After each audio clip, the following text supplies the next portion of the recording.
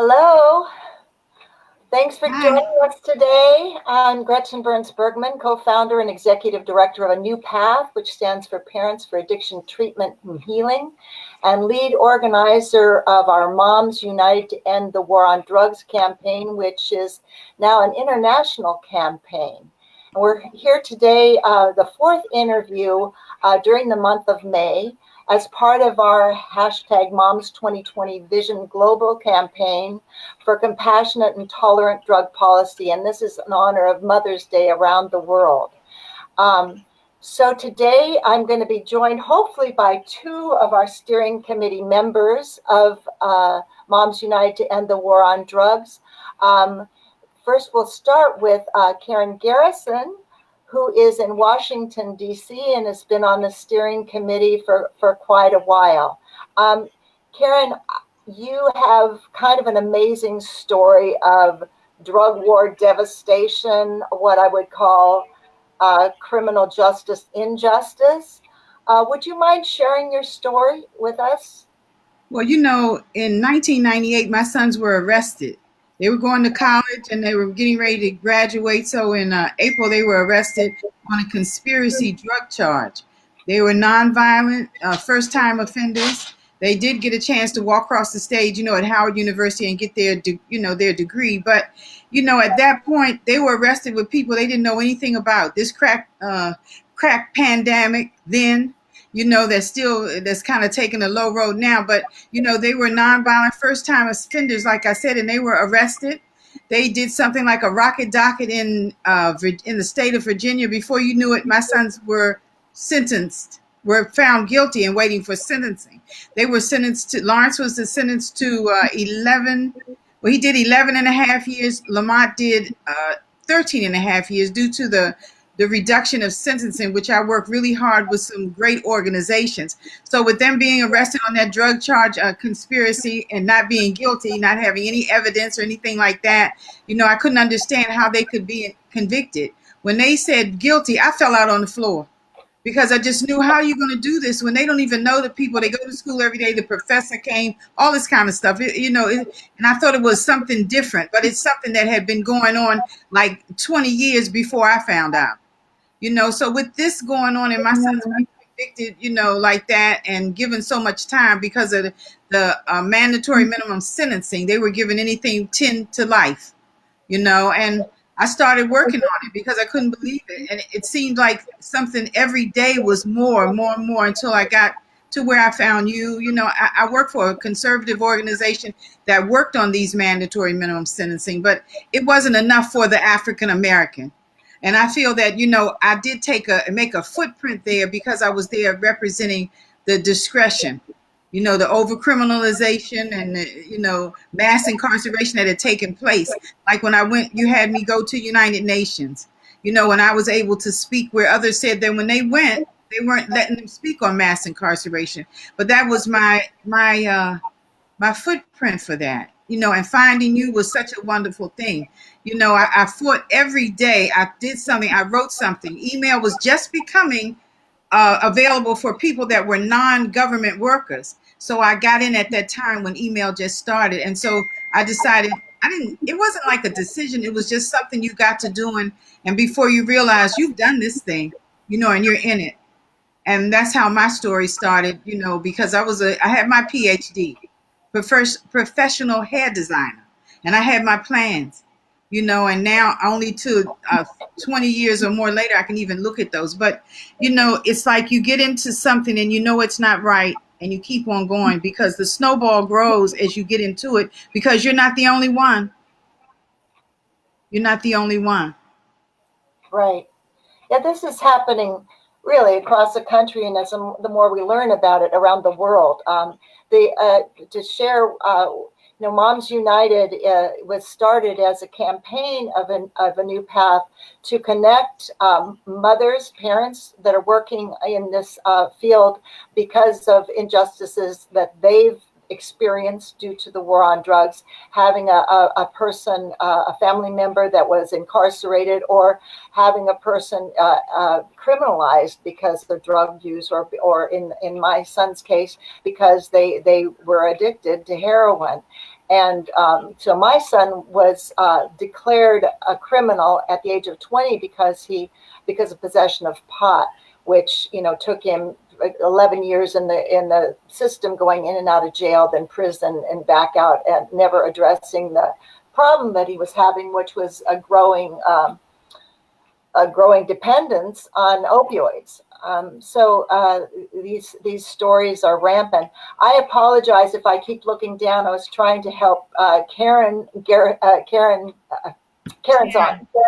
Sharon Raver to get on in I Georgia. just sent her the link by text, so she should be on in a minute. I sent her a link directly. Thank you so much. Yeah. So I'm gonna, during the month of May, we had 8 proposals, and this is sort of like, if moms got what moms believe is right for our families, if we were ruling the world, so to speak, this is what we would do. And this is global. We've got moms in the United States, obviously, in Canada, in Mexico, the mothers who have disappeared. And in Canada, it's Moms Stop the Harm and Transform UK. And so we've got moms around the world working on this drug policy reform. So we came up, the 4 countries, US, UK, Canada, and Mexico, with 8 proposals, which we've been sharing with you over the past month. And the past interviews can be seen on Facebook as well. But I want to concentrate on a few of them for this session today. So one of them, the proposals, is to stop criminalizing our children who use substances. And that, I think that's probably the one that rings the truest to both Karen and myself, because of our family's experience.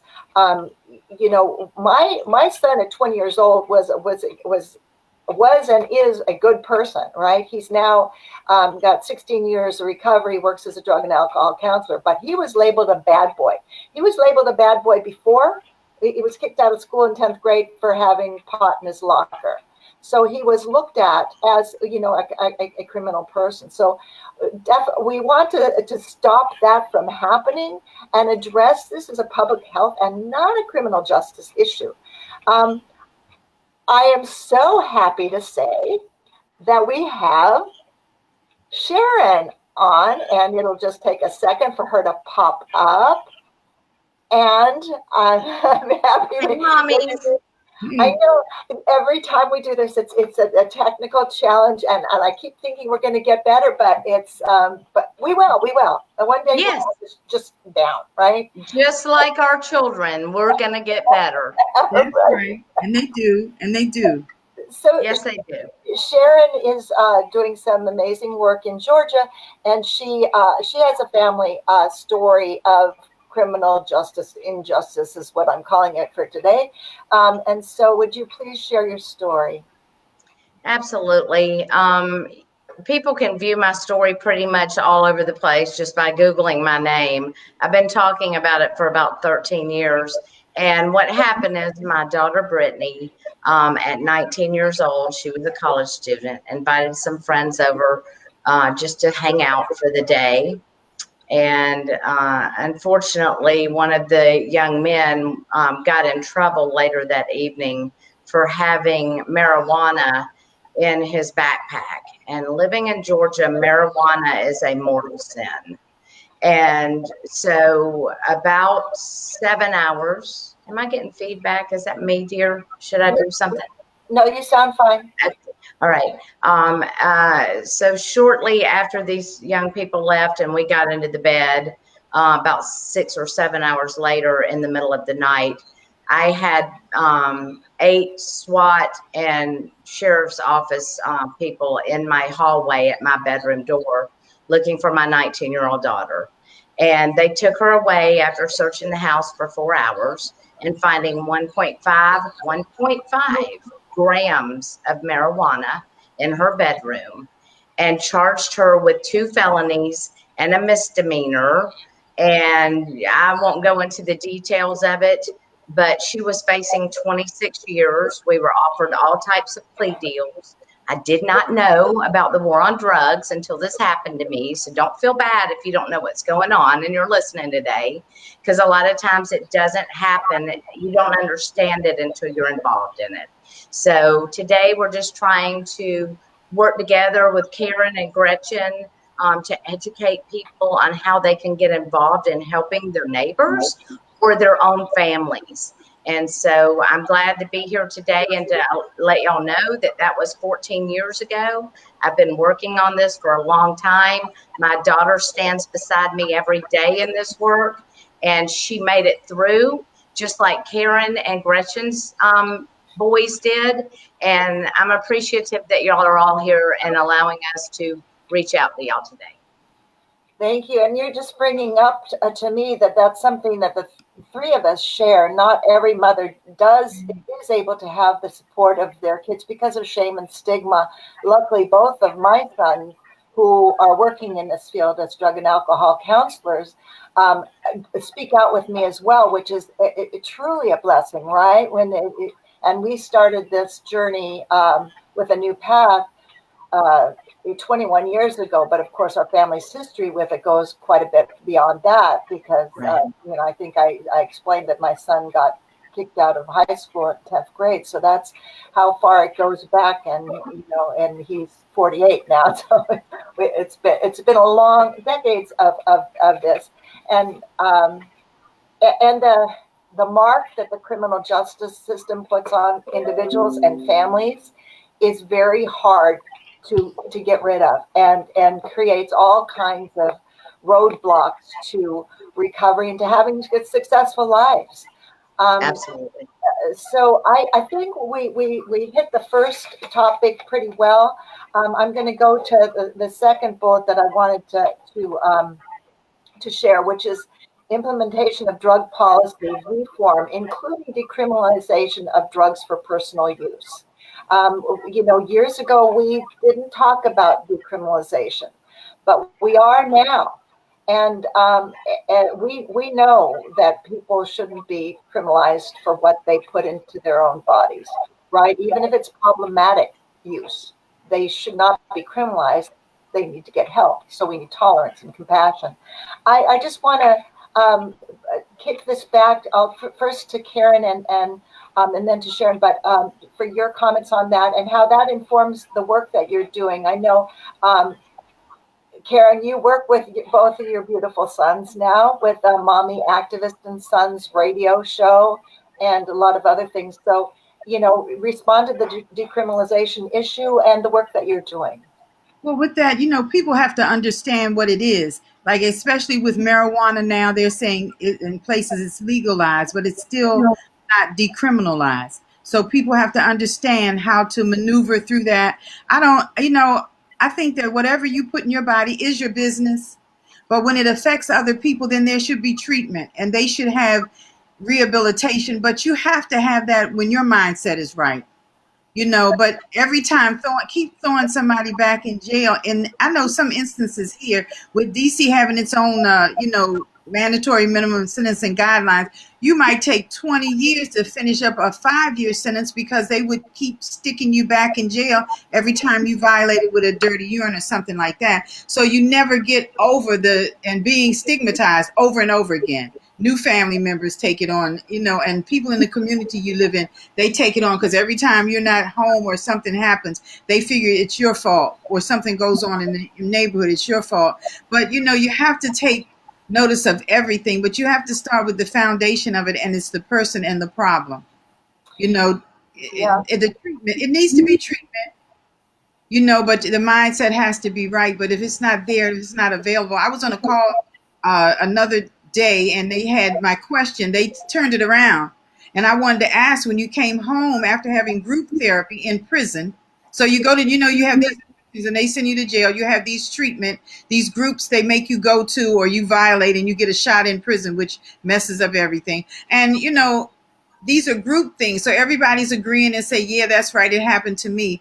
But what's the solution for that? So I asked, were there people that would deal with them individually coming home, because they're going to be diagnosed with this addiction and maybe a mental illness as well. And they come home. Is there someone that will deal with them one-on-one, not a cookie cutter program?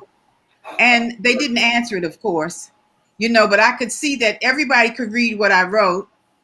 And it wasn't that many people on the call that were asking questions or in the chat, because I checked that stuff out. And so I knew that either they skip over it or they, answer it.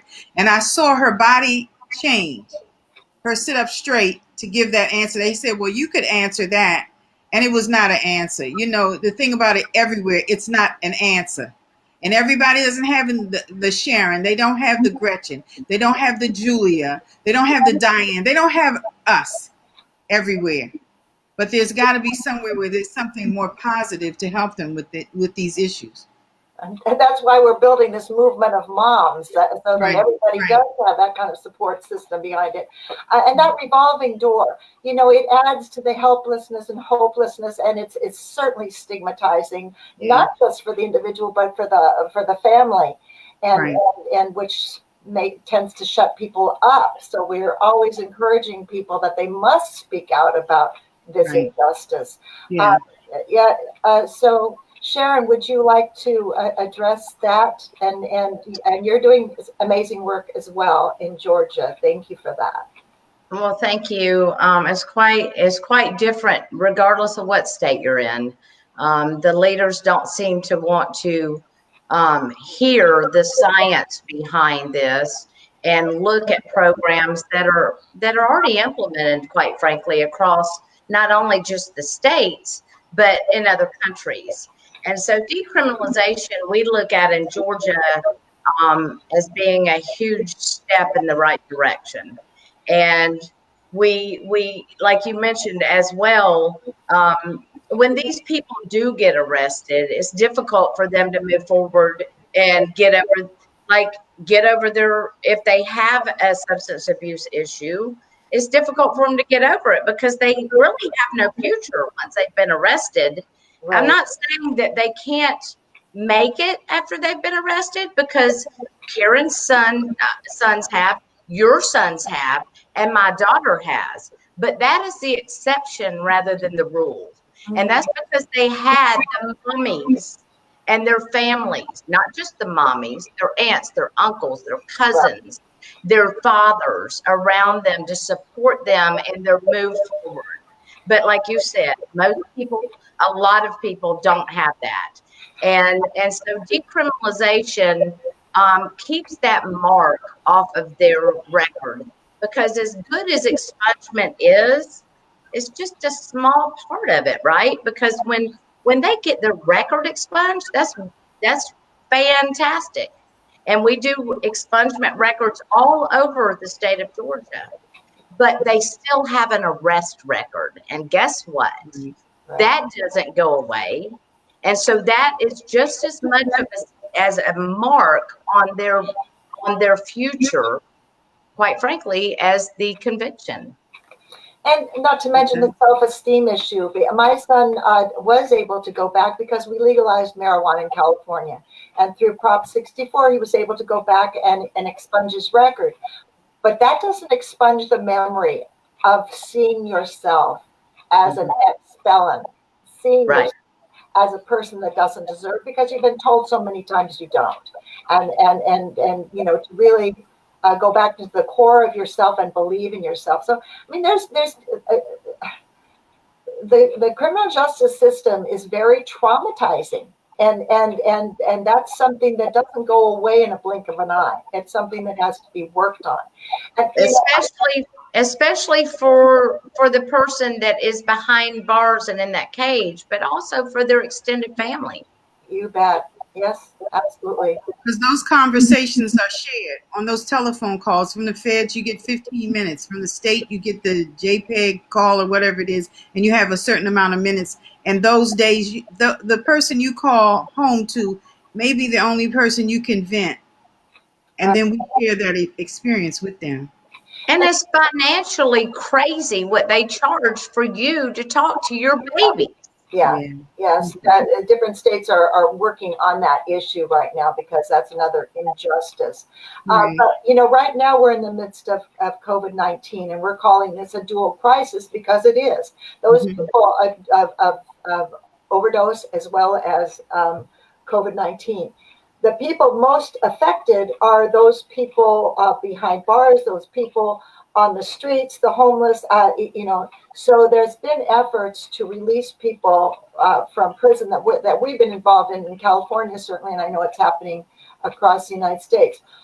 The problem is, how are we sending them out? How well prepared are they? What are they going to get the services they need to address an addiction? Are they going to have a home to go to? Are they do they have a community, a supportive community, ready to help them?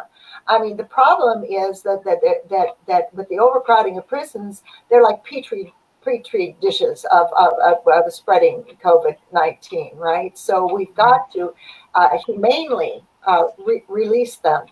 I'm happy to say that we're working now with our sheriff's department, and we're going to supply Narcan to the people coming out of jails in Oh, San wonderful. County. That's in the works and should be happening in the next couple of weeks.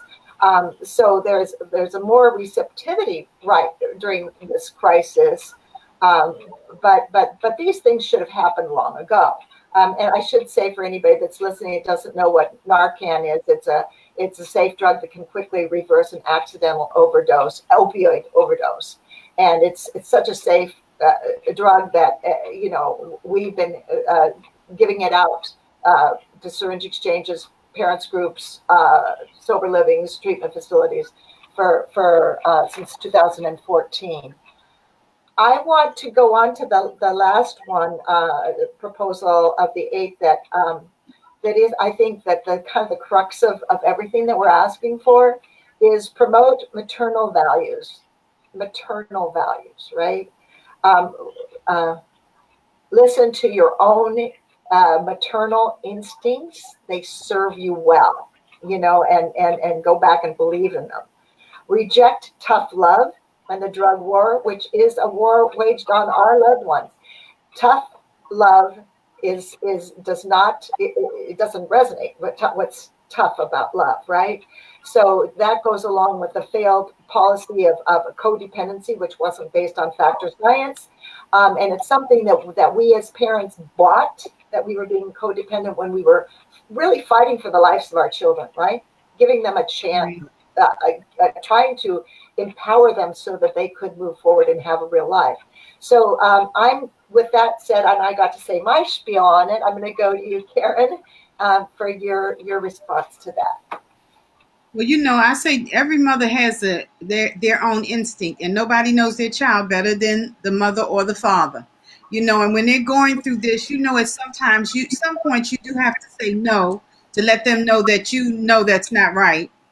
You know, but the tough love is going to always exist in your mind. But when you do tough love, you have to have no regrets with it.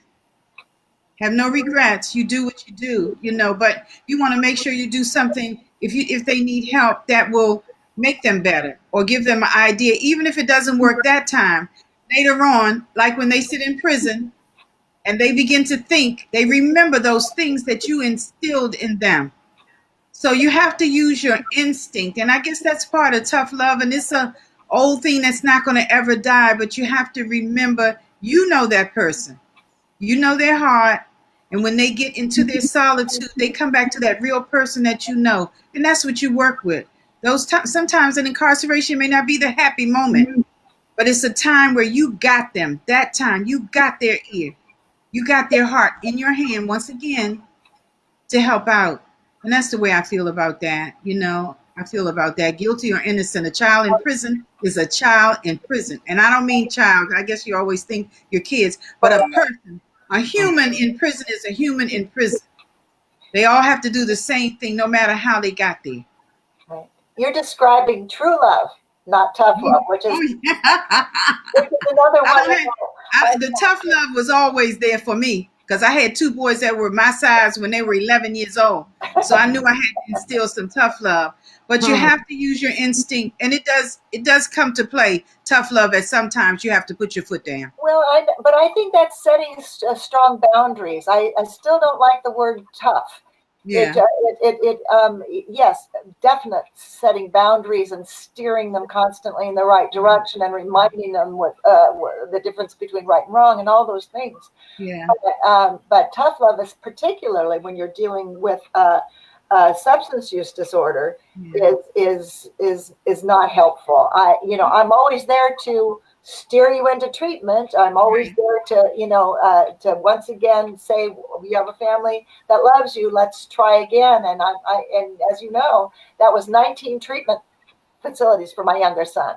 Yeah, but it worked. It worked. Said, give up on him. Well, I knew giving up meant he was going to die, and I wasn't going to do that. And luckily, he's alive today, and that's not because of me, but that is partially because there was a compassionate family and community to come back to when he found his way to recovery. Right. I'd love your thoughts on this, Sharon. Absolutely. Well, I'm one of the lucky ones that neither one of my daughters ever had substance abuse issues, because Brittany was my only one, and that was just a fluke of a SWAT team taking her away, right? So that was more based around the criminal justice issue of it. But I have grown up with uncles and cousins and nieces and nephews that have struggled with it. So I have been the loving aunt, the loving cousin to those people that are in my family. And so I just want to point out to other people that are maybe watching the call that this is not just about mommies and daddies. These children that have these issues need their community. They need the rest of their extended family to show them and steer them in the right direction and let them know on the daily basis that they're worth it and that we're here to support their journey, that we can't walk it for them, but we'll hold their hand as they do. And so give them the opportunity to make their decisions, specifically when they're older. Right? It's different when you're dealing with a 14-year-old that has a substance abuse disorder as opposed to a 24-year-old. You have to treat them with the respect when they're older, that it's their decision whether they want to get well or not, right? And that you're there to love and support them and never, ever, ever, like you just said, Gretchen, give up on them. Because when there is that love surrounding them, that true love that they feel, most of the time they will make it out eventually. And you just got to hold on until that happens and smile every time you see them. Because if you start yelling at them, what they're going to do is they're going to retreat back into that addiction. And you just got to act like you don't even recognize they're doing it. Just love them and they'll come back. They'll come back if they can. I can't imagine a better way to end this session. That embodies everything we feel about that a constant love. And there's days when they're not so lovable. Let me tell you, when they're in the midst of their disease. But always believing that they're in there and that they need help. And the last thing they need is to feel hopeless and that there's no way out of the maze. There's always got to be a lifeline for them to be pulled out of the maze. Can I add one more thing real quick? For those people that are here, do not let people call you because you love your loved one so much. Do not let them use the stigmatized word of enabler. You're there as a supporter, not an enabler. Absolutely. And I know you're doing great things. Karen, with your radio show and the way you get the word out, and Sharon's actually running for office, and so she's out there charging and making a difference. So we want you to go back, trust your maternal instincts, maternal, paternal, I don't care, family instincts to love and support your child, and it's your child for life, right? My children are in their 40s, so but they're always going to be my kids, right? So during the month of May, honor moms in honor of Mother's Day. Plant forget-me-not seeds. This is the end of our series for this month, but we're going to be having monthly chats because there's work being done all over the country and, in fact, all over the globe to really change the global, to end the global war on drugs, which is so damaging to our families. So watch for the interview in June, and thank you for watching, and thank you for joining us. Share this with others. Bye. Hi. Thank you. Bye.